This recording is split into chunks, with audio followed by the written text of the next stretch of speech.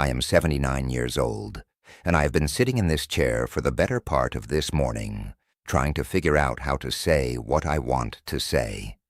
Not because it is complicated, but because it is embarrassing, and because I spent most of my life being a man who did not admit to things like embarrassment. That is probably where I should start. I was angry for as long as I can remember, not violent, not loud necessarily, but there was always something tight in my chest, something that made me short with people, something that made me walk into a room already looking for what was wrong. My wife used to say I could find a problem in a sunrise. I thought she was being unfair when she said that. I told her so, plainly. She passed 4 years ago, and I've had a lot of time since then to think about whether she was being unfair. She was not. When I was young, I thought my anger was justified. That is the thing nobody tells you about anger. It always feels justified from the inside, every single time. You are not angry without a reason. You have reasons. Good ones, you think. Someone let you down. Something did not go the way it should have. The world is full of incompetence and carelessness, and people who do not try hard enough. And you can see it clearly, and it frustrates you, and that frustration feels righteous. I grew up in a house where my father did not speak much. When he was unhappy, you felt it without him saying a word. The air changed. We all learned to read that air very carefully. I think I learned early that feelings were not something you explained. They were something you carried, and other people were supposed to sense them and adjust accordingly. I carried that into my marriage, into my work, into every relationship I had. I was not a cruel man. I want to be clear about that, not to defend myself, but because I think it matters to the story. I did not shout.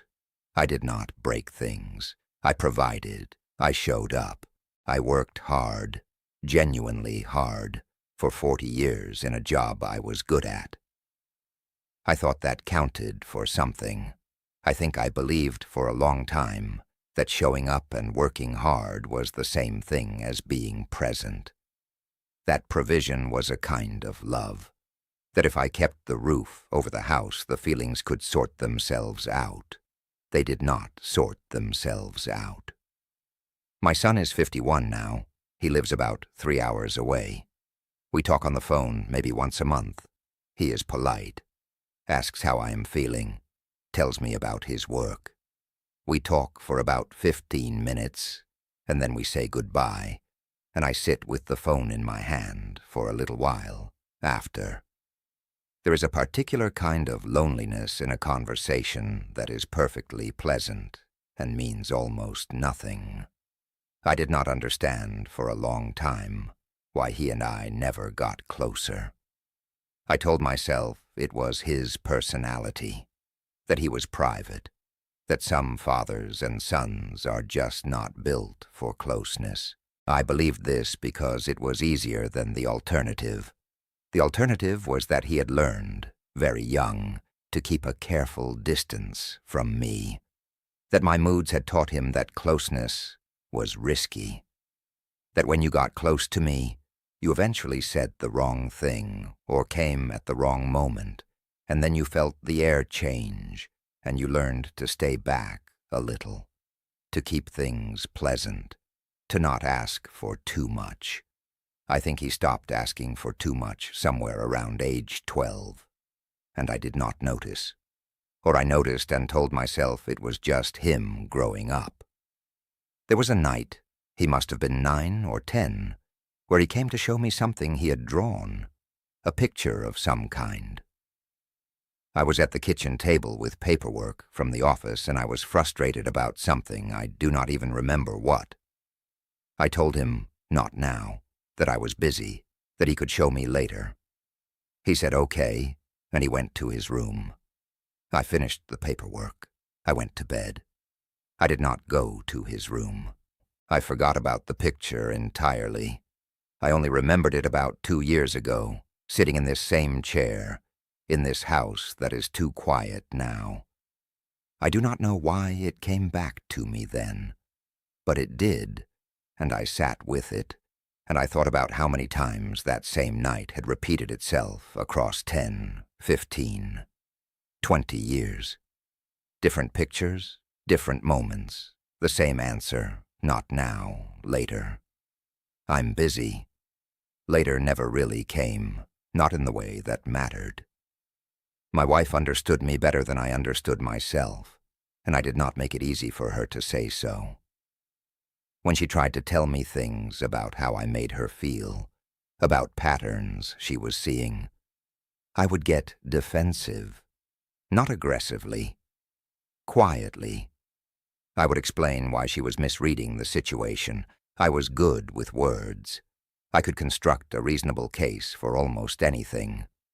She eventually stopped bringing certain things up, not because she stopped feeling them, but because she knew where the conversation would go. I thought her silence meant she had accepted my explanations. I understand now that it meant she was tired. She was a patient woman, far more patient than I deserved, and I mistook her patience for agreement for decades. A few months before she died, she was in the hospital and we were alone one afternoon, and she looked at me and she said very quietly, "I always wished you could have just let things be sometimes." That is all she said. I told her I did not know what she meant, which was a lie. I knew exactly what she meant. I just could not say so. Not even then. That is one I will carry to the end. The anger, I think now, was fear. That is the embarrassing part I mentioned at the beginning. When I look at it honestly, from here, from 79 with no reason left to protect my ego, the anger was almost always fear underneath. Fear that I was not doing enough. Fear that something was about to go wrong. Fear that I was not respected or not adequate, or that things were slipping out of my control. The frustration with other people was really frustration with uncertainty, and I had a great deal of trouble tolerating the uncertainty. So I controlled what I could.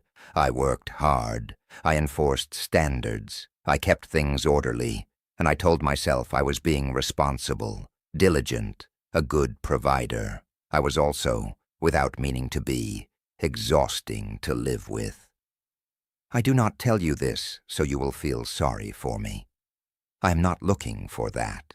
I am too old for that.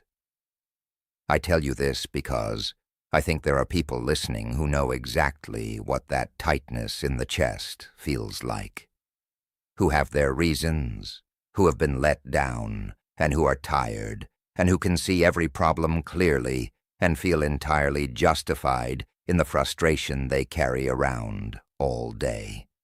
I am not saying the frustration is wrong. I am saying that what is underneath it might be worth sitting with, not fixing, not performing, just honestly looking at, because I spent so many years not looking at it. And by the time I finally had to, my wife was gone, my son was 3 hours away and polite, and the house was very quiet. I have a good life, in the ways that can be measured. I am not destitute.